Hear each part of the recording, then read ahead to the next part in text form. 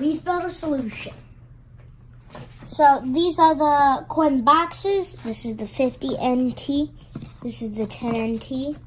And this is the 5 NT. And this is the 1 NT. And these holes have different sizes for like, let's say the 10 NT per se. And then it skips. These are too small for the 10 NT to go through. So it skips it to the size of its hole it's able to go through.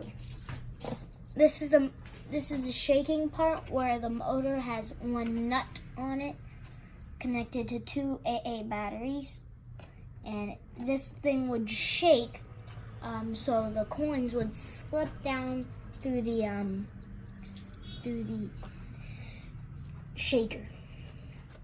And also, these springs are for the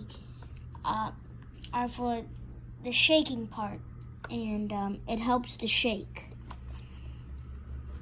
So let's test it out.